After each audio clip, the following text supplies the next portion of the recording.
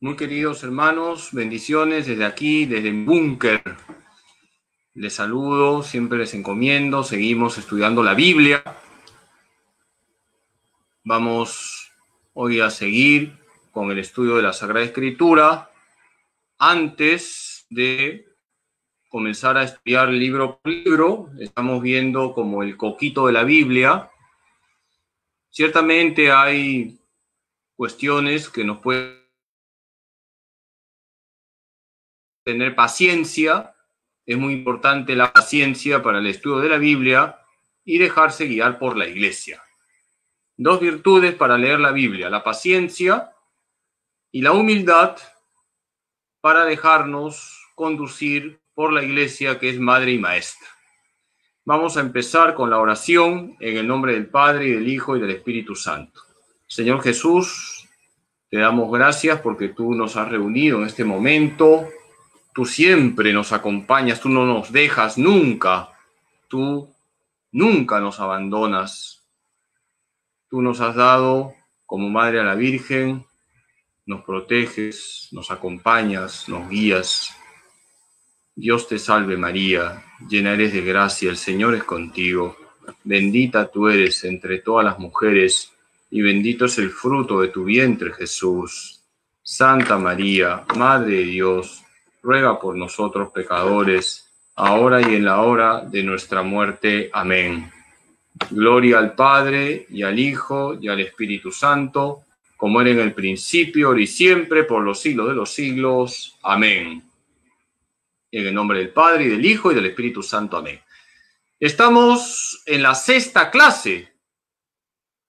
Recién estamos empezando, estamos con el pisco sour, abriendo el apetito bíblico.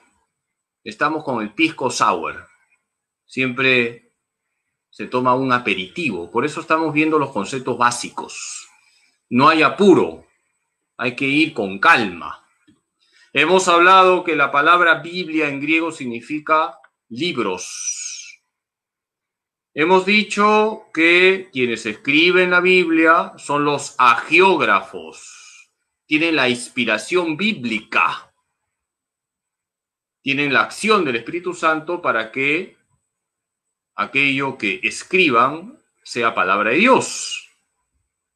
Hemos hablado del canon. La Iglesia, iluminada por el Espíritu Santo, define el canon, la lista de los libros inspirados. Por eso es fundamental leer la Biblia bajo la guía de la Iglesia. La Biblia no podemos asumirla como un libro cualquiera, sino la Biblia es palabra de Dios puesta por escrito bajo la inspiración del Espíritu Santo y exige una guía. Esa guía viene de la Iglesia, que es madre y maestra. Hemos hablado del canon.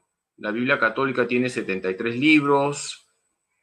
La Biblia evangélica tiene 66, porque los evangélicos no reconocen los libros deuterocanónicos, que son 7. Hemos hablado que la verdad que está en la Biblia es una verdad salvífica. Uno no va a leer la Biblia a buscar curiosidades.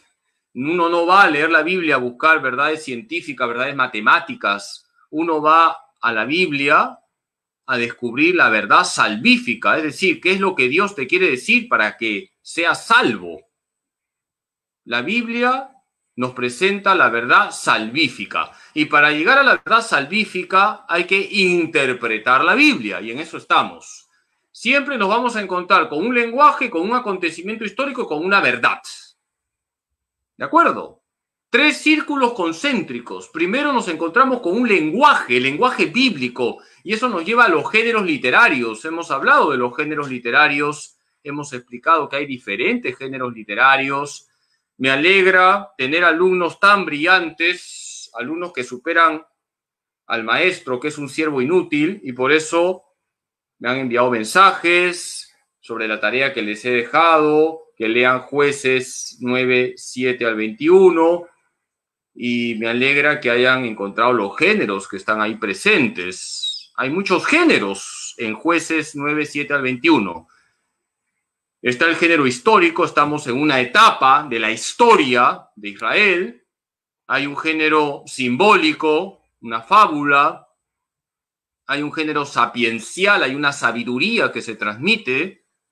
Podemos decir incluso que hay un género poético. Entonces, como se dan cuenta, en Jueces 9, 7 al 21 nos encontramos con diferentes géneros. Ahora vamos a dar un paso más. Estamos poco a poco, como dice el Guayno, y pasito a paso, que es un vals criollo. Pasito a paso. Vamos hoy a dar un paso más en el estudio de la Biblia, en esta 6ª clase, y vamos a preguntarnos, ¿basta conocer los géneros literarios para interpretar la Biblia? No, no basta conocer los géneros literarios. Una persona que sabe de literatura, que sabe de lengua, también puede detectar los géneros literarios, pero hay que ir más allá. Miren, incluso una persona atea, que no tiene fe, pero sabe de literatura, sabe lo que son los géneros literarios, puede fácilmente detectar este pasaje es género simbólico, este pasaje es género apocalíptico, este pasaje es género poético. No basta quedarse con los géneros literarios, hay que ir más allá. Entonces, hay un segundo plano más profundo y es el hecho de que nos vamos a tener que enfrentar con una historia y luego buscar la verdad.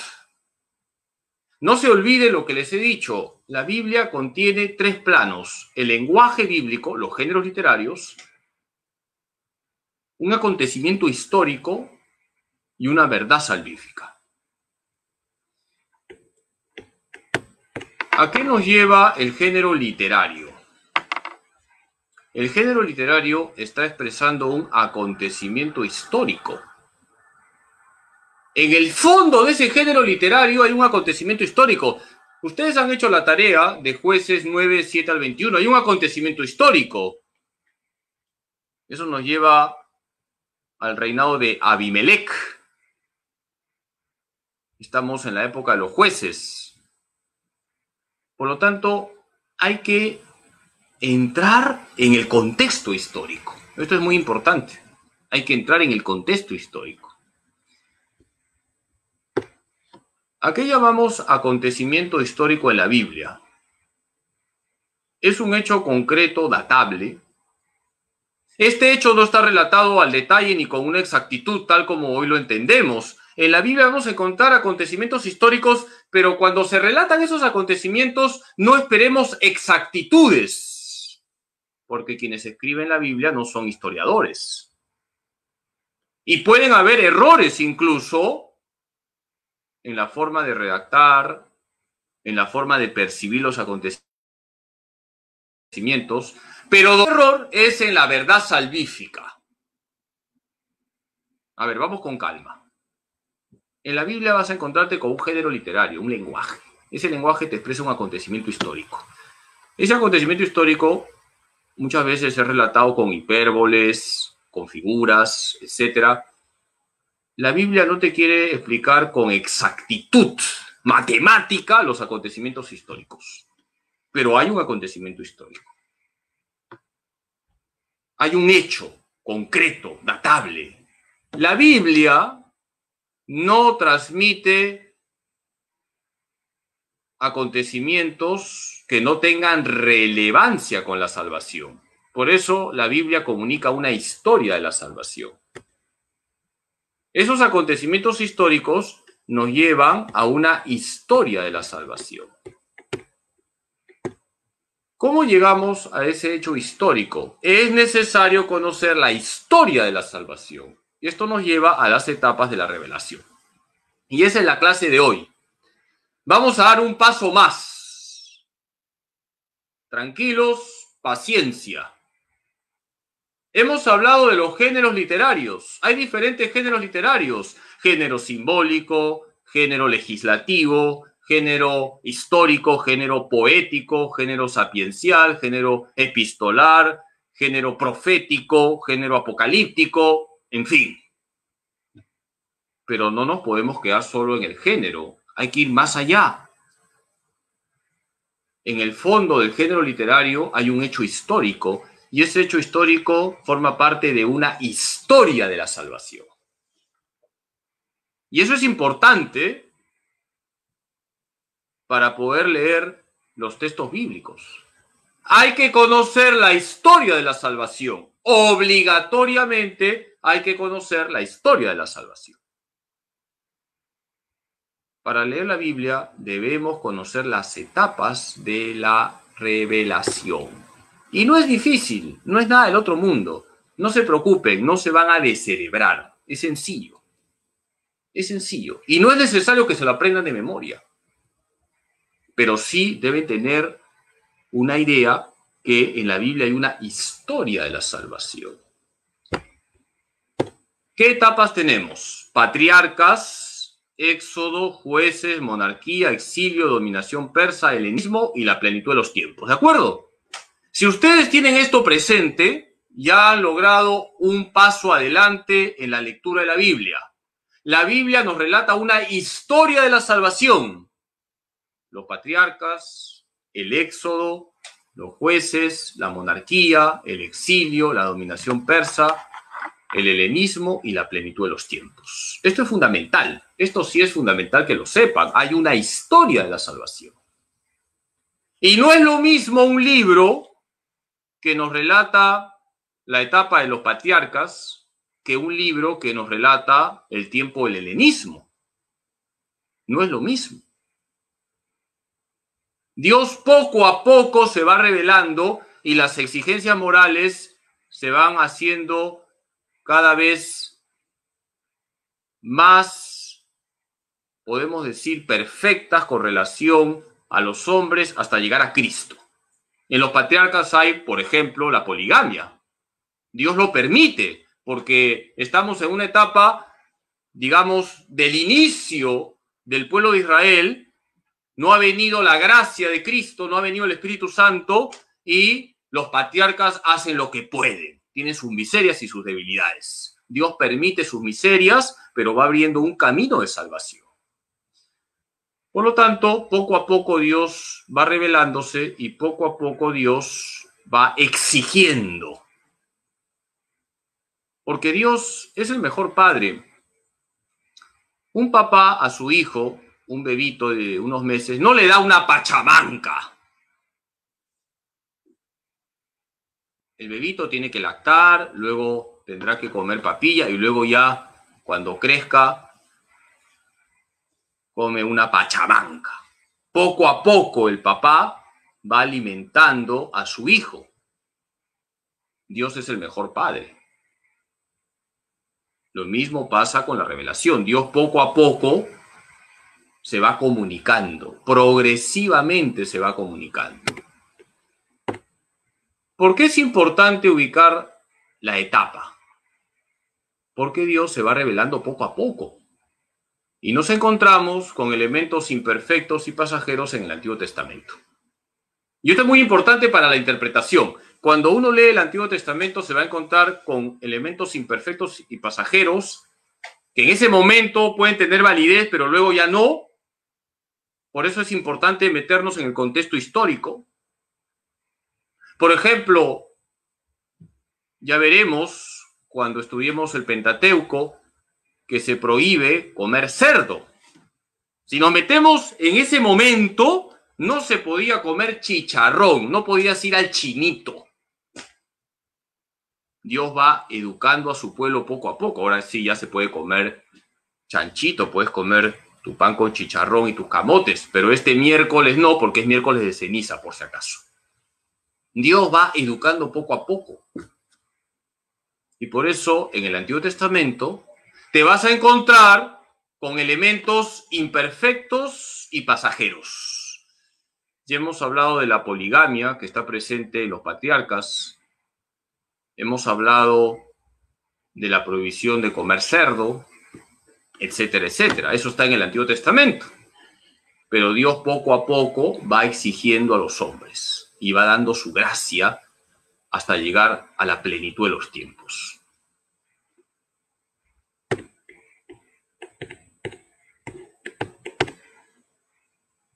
Entonces vamos a estudiar brevemente, porque las charlas, les he dicho, no van a ser largas. Estas charlas son de alrededor media hora. Veamos cada etapa de una manera muy sintética. Pero sí tienen que darse cuenta que la Biblia trae unas etapas. ¿A qué llamamos etapa de los patriarcas? Va de 1850 a 1250 a.C. aproximadamente. Tenemos como protagonistas a Abraham, Isaac, Jacob, las 12 tribus. La estadía en Egipto dura 400 años. Toda esa etapa se llama la etapa de los patriarcas. Es un tiempo donde se va formando el pueblo. Dios llama a Abraham, luego viene Isaac, luego viene Jacob, las 12 tribus, luego a través de José van a Egipto, están ahí 400 años, y vamos a encontrar en esta etapa una serie de costumbres primitivas, costumbres que luego van a ser superadas. Por ejemplo, Sarai, mujer de Abraham, no le daba hijos, pero tenía una esclava egipcia que se llamaba Agar. Y dijo Sarai a Abraham: mira, Yahvé me ha hecho estéril. Llégate pues, te ruego, a mi esclava, quizá podré tener hijos de ella. Es decir, le está dando a su esclava para que Abraham tenga un hijo de ella. Es una costumbre primitiva. Cuando la mujer no podía tener hijos, le entregaba su esclava al esposo para que el esposo engendrara de la esclava. Eso ya está superado. Pero es algo propio de una etapa, la etapa de los patriarcas. Entonces, este texto, que es un género histórico, me está relatando un acontecimiento histórico, una costumbre. ¿Qué costumbre? Cuando una mujer no podía tener hijos, podía entregarle su esclava al marido para que el marido engendre de la esclava. Es una costumbre primitiva, antigua, pasajera, imperfecta. Entonces, vamos a ver, etapa de los patriarcas. ¿Qué etapa sigue? ¿Se acuerdan? La etapa del Éxodo. Es una etapa que va de 1250 a 1210 a.C. El pueblo va a estar 40 años en el desierto. ¿Quiénes son los protagonistas? Moisés y el surgimiento de Israel como pueblo. Podemos decir que en el Éxodo surge Israel como pueblo, la alianza del Sinaí. Yo les he mandado a leer Éxodo 19, ¿se acuerdan? En Éxodo 19 nos encontramos con la alianza en el Sinaí. En la etapa del Éxodo, el protagonista es Moisés, también está su hermano Aarón, y surge Israel como pueblo. Y aquí nos encontramos en la etapa del Éxodo también con una legislación. Dios legisla para educar a su pueblo, como veremos cuando estudiemos los libros del Pentateuco. Sobre todo el Levítico trae mucha legislación. Entonces pronunció Dios todas estas palabras diciendo: yo, Yahvé, soy tu Dios, que te ha sacado del país de Egipto, de la casa de servidumbre. No habrá para ti otros dioses delante de mí. Éxodo 20, 1, 2. No habrá para ti otros dioses delante de mí. Esto me hace acordar que hace algunos años atrás, una vez tocó el timbre del seminario un muchachito y me dice, padre, yo quiero ser sacerdote. Y yo le dije, te felicito. Has venido a un seminario donde se forman sacerdotes diocesanos. Y este chico se me quedó mirando y me dice, uy, padre, me he equivocado de lugar. ¿Y por qué te has equivocado de lugar? Le digo. Es que yo pensaba que aquí se formaban sacerdotes católicos. Claro, pues, sacerdotes católicos, le digo, diocesanos, porque hay sacerdotes diocesanos y sacerdotes religiosos. En Santo Toribio se forman sacerdotes diocesanos. ¿Para ti qué es un diocesano? Le dije a este jovencito. Y me dijo, el que cree en varios dioses. No, pues, el diocesano no es el que cree en varios dioses. El diocesano es el sacerdote que trabaja en una diócesis, es decir, una iglesia particular. No habrá para ti otros dioses delante de mí. Éxodo 20, 1 al 2. También me acuerdo, les comparto una anécdota un poco sorprendente, que una vez tocó el timbre del seminario otro joven y me dice, padre, quiero ser sacerdote. Yo también le felicité, has venido al lugar indicado, al seminario Santo Toribio. Solo que tengo un problemita. A ver, cuéntame tu problemita, todo se resuelve. Tengo un bebito de 3 meses. No, pues, ese no es problemita, es un problemón, así no puedes entrar al seminario. Así que lo tuve que despachar rápido. Vamos a la siguiente etapa. A ver, recordemos.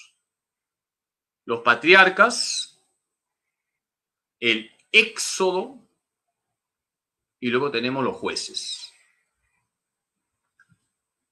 Es una etapa que va de 1210 a 1030 a.C. ¿Qué pasó en 1030? Samuel unge a Saúl como rey.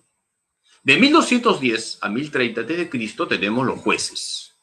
Aquí está Josué, que no es un juez, y vienen los jueces. Josué es el que lidera a Israel para que tomen posesión de la tierra prometida. En esta etapa se conquista la tierra prometida. Si ustedes van a la etapa de los jueces, se van a encontrar con que el pueblo de Israel ha entrado a la tierra de Canaán, van a conquistar la tierra prometida y se van a encontrar con diferentes pueblos. Tienen que luchar contra esos pueblos. Tienen que luchar contra los amalecitas, contra los madianitas, contra los moabitas, contra los pirañitas. No, los pirañitas no, por si acaso.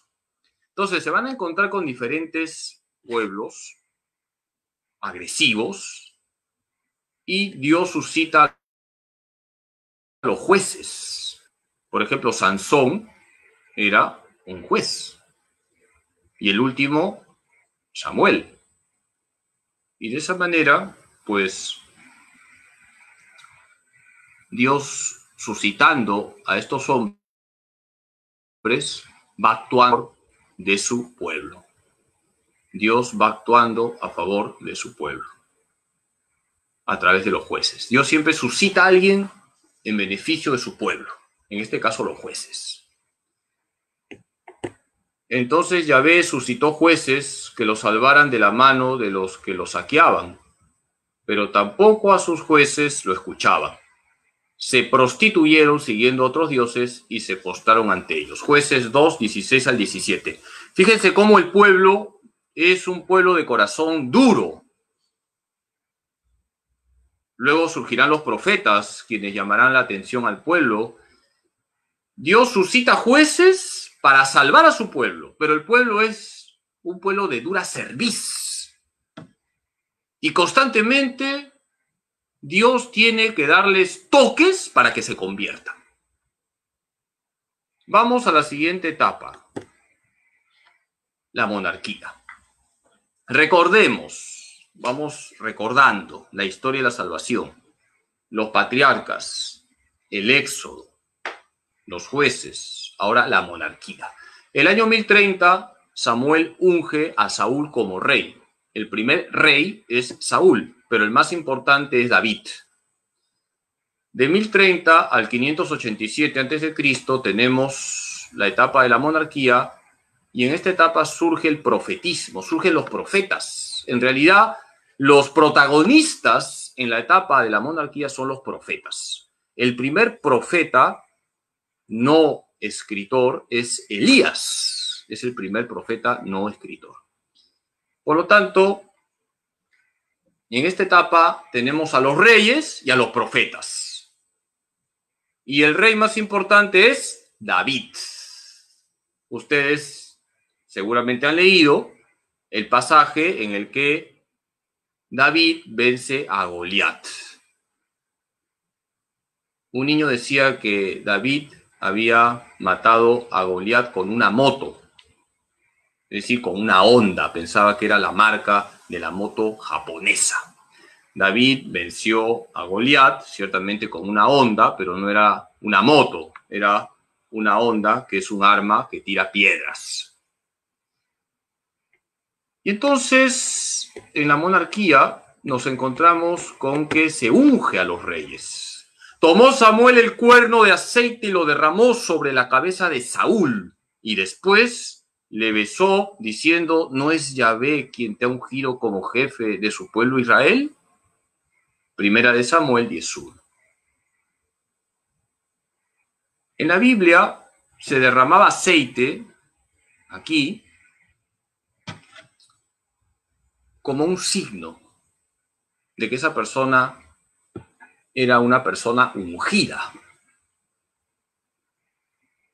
Por eso en el bautismo se unge a la criaturita que se va a bautizar con el crisma aquí. ¿Y por qué se derrama aceite aquí a la criaturita? No porque se la vaya a freír, sino porque esa criaturita va a ser un ungido.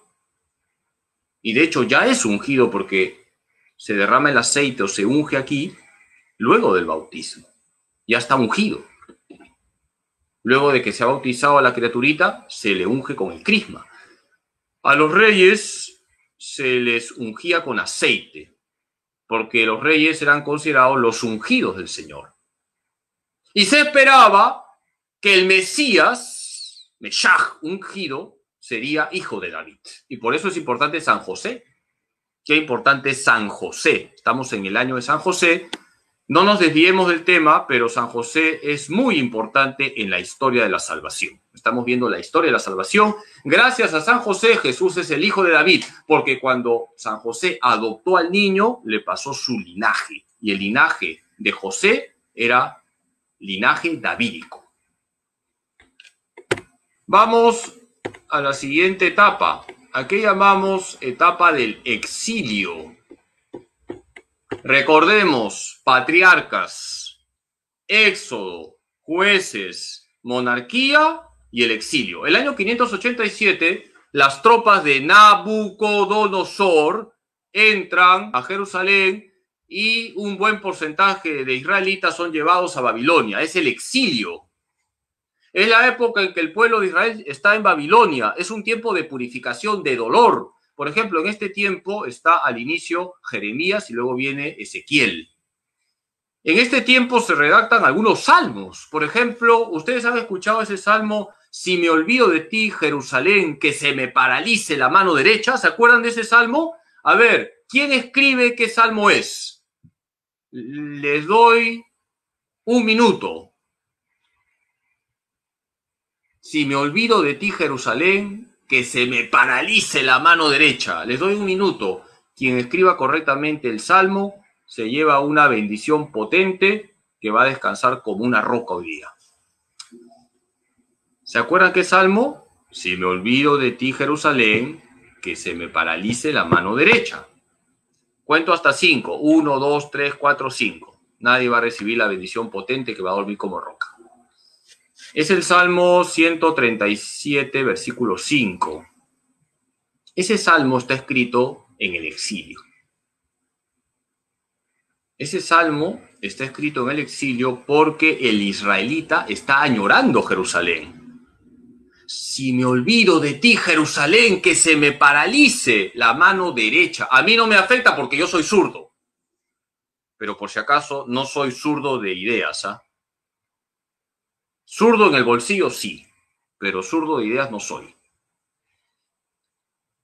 Fíjense, tenemos los salmos exílicos. El Salmo 137:5, si nosotros lo leemos, tenemos un género poético, pero ¿qué acontecimiento histórico está en el fondo? El exilio. Fíjense, el género literario, género poético. Y el acontecimiento histórico, el exilio. Pero tenemos que ir más al fondo, buscar la verdad salvífica. Eso será otra clase, poco a poco. En el año 9 de su reinado, en el mes 10, el 10 del mes, vino Nabucodonosor, rey de Babilonia, con todo su ejército contra Jerusalén, acampó contra ella y la cercaron con una empalizada. La ciudad estuvo sitiada hasta el año 11 de Sedecías. Segunda de Reyes 25, 1 al 2. Aquí se nos está contando en Segunda de Reyes 25, 1 al 2, cómo las tropas de Nabucodonosor ya están cercando Jerusalén y de hecho van a entrar a la ciudad y se llevarán a un buen porcentaje de judíos a Babilonia, con lo cual termina la monarquía. Vamos con la siguiente etapa. ¿A qué llamamos etapa de la dominación persa? Tenemos la etapa de los patriarcas, la etapa del éxodo, la etapa de los jueces, la etapa de la monarquía, la etapa del exilio y ahora tenemos la etapa de la dominación persa. En el año 537, los persas vencen a los babilonios. Y entonces viene el edicto de Ciro. Ciro, rey persa, permite a los judíos volver a Jerusalén. Qué alegría cuando me dijeron, vamos a la casa del Señor, ya están pisando nuestros pies tus umbrales, Jerusalén. Es un salmo muy bonito. Este salmo nos habla del regreso. El pueblo regresa a Jerusalén y destacan Esdras y Nehemías, que son los que van a organizar al pueblo. Llegan los judíos de Babilonia, se encuentran con una ciudad destrozada, los que se habían quedado se habían casado con extranjeras, entonces habían entrado también corruptelas en la fe. Y en esta etapa se redactan los libros sapienciales. Los libros sapienciales se redactan en la dominación persa, en esta etapa. Cuando ustedes lean Esdras y Nehemías, que es un género histórico, en el fondo, ¿qué acontecimiento histórico tenemos? El regreso de los judíos. Estamos en la etapa de la dominación persa. No se olviden que la Biblia nos relata una historia de la salvación. Así habla Ciro, rey de Persia: Yahvé, el Dios de los cielos, me ha dado todos los reinos de la tierra. Él me ha encargado que le edifique una casa en Jerusalén, en Judá. Quien de entre vosotros pertenezca a su pueblo, sea su Dios con él. Suba a Jerusalén, en Judá, a edificar la casa de Yahvé, Dios de Israel, el Dios que está en Jerusalén. Esdras, capítulo 1, versículos 2 al 3. Ciro, rey de Persia, buena gente, se convierte en instrumento de Dios. Él no era judío, pero Dios suscita también personas de otros credos para bendecir a su pueblo. Yahvé suscita al rey de Persia, Ciro, para que permita a su pueblo, a los judíos, volver a Jerusalén. Es el regreso. Y en ese regreso destacan Esdras y Nehemías. Siguiente etapa, no se pierdan. Vamos a recordar para que se les vaya quedando los patriarcas, el éxodo, los jueces, la monarquía, el exilio, la dominación persa. Ahora vamos a la etapa del helenismo. ¿Por qué se llama helenismo? Porque esta palabra expresa la cultura griega. Es una etapa que va del año 333 al año 63 a.C. ¿Qué pasó el 63 a.C.? Pompeyo entró en Jerusalén. Pompeyo, romano, entra a Jerusalén y empieza el dominio romano. Y es en el dominio romano en el que nace nuestro Señor Jesucristo. Del año 333 al año 63 a.C. tenemos la etapa del helenismo. ¿Qué pasó el año 333? Alejandro Magno vence a los persas. Alejandro Magno prácticamente es el conquistador de la mayor parte del mundo conocido entonces, pero muere muy joven y sus sucesores, sus generales, se reparten el territorio. Y entonces los judíos quedan bajo la dominación de uno de los sucesores de Alejandro Magno, que tenían cultura griega. Entonces comienza a helenizarse al pueblo judío, quieren imponer los sucesores de Alejandro Magno costumbres griegas al pueblo judío, y por eso estalla la rebelión de los macabeos el año 166 a.C. Fíjense, la cultura griega quiere imponerse y formaba parte de la cultura griega el politeísmo, pero los judíos fieles a la alianza se rebelan, liderados por los hermanos macabeos. Aquí tenemos: reinó Alejandro 12 años y murió. Sus servidores entraron en posesión del poder, cada uno en su región. Todos, a su muerte, se ciñeron la diadema, y sus hijos después de ellos durante largos años, y multiplicaron los males sobre la tierra. Primera de Macabeos 1, 7 al 8. ¿Por qué multiplicaron los males sobre la tierra? Porque difundían el politeísmo. Y un judío no acepta que existan varios dioses. Un judío es monoteísta. Entonces pasamos a la etapa más importante. ¿A qué llamamos plenitud de los tiempos? Con la venida de Jesús llega la plenitud de la verdad. Todo el Antiguo Testamento se orienta a Cristo, plenitud de la revelación. Por eso tenemos que leer la Biblia siempre a partir de Cristo. Es lo que se llama la clave cristológica. Con Jesús llega la plenitud de los tiempos. La Biblia tiene un corazón, y ese corazón lo conforman los 4 evangelios. Dice San Pablo que al llegar la plenitud de los tiempos, envió Dios a su Hijo, nacido de mujer, nacido bajo la ley. Gálatas 4:4. La plenitud se da con Cristo. Todo el Antiguo Testamento anuncia a Cristo. Todas las promesas del Antiguo Testamento se cumplen en Cristo. Por eso Cristo es el referente, el centro de la Escritura. Nosotros no seguimos un libro. Nosotros seguimos a una persona viva que se llama Jesús. Nosotros no seguimos un libro, que quede claro. Nosotros no seguimos un libro, que es la Biblia. Seguimos a Jesucristo. La Biblia es sagrada porque nos presenta la historia de la salvación, cuyo centro es Cristo. El Verbo se hizo carne, el Verbo no se hizo libro. Digo esto porque los hermanos evangélicos remarcan siempre la Biblia, la Biblia, la Biblia. Por supuesto, la Biblia es fundamental. Pero más que decir la Biblia, la Biblia, la Biblia, hay que decir Cristo, Cristo, Cristo. Eso es lo que hay que decir. Cristo, Cristo, Cristo. Bien, no se van a librar de la tarea. Yo les pido que hagan esta tarea y estoy seguro que lo van a hacer muy bien. Hacer una tabla colocando las etapas y los personajes más importantes de cada etapa. Les pongo un modelo, pero ustedes son libres, pueden hacer la tabla en 3 dimensiones, con movimiento, con efectos especiales, con simulación de sismos, algo así. Aquí he puesto 2 etapas, pero ustedes tienen que hacer todas las etapas. Y esto les va a ayudar para leer bien la Biblia, porque cada libro hay que ubicarlo en una etapa.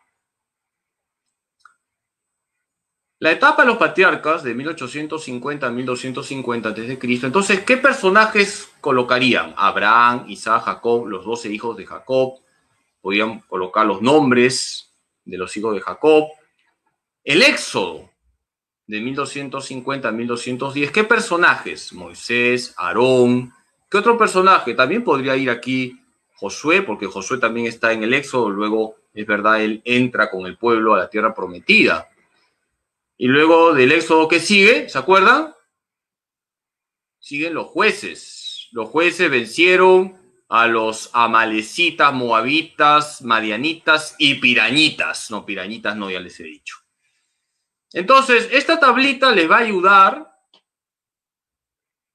a poder ubicarse cuando lean la escritura.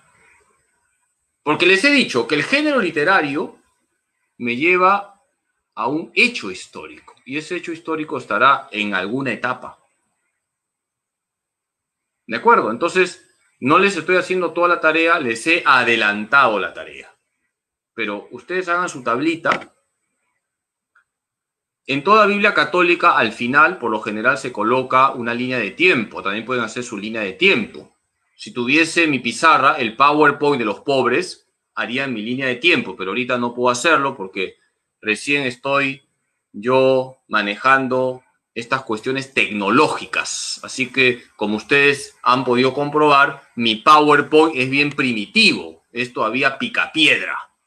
Poco a poco vamos a ir mejorando. A mí me cuesta mucho estas cuestiones, como ustedes muy bien saben. Yo no tengo habilidad para las tecnológicas, pero me basta tener mi celular Changchito marca China. Hoy día hemos visto que los géneros literarios nos conducen a unos hechos de la historia de la salvación.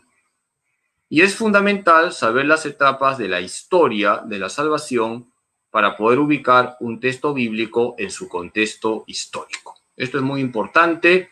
Hay que ubicar siempre un pasaje bíblico en su contexto histórico. Esto es fundamental para leer la Biblia.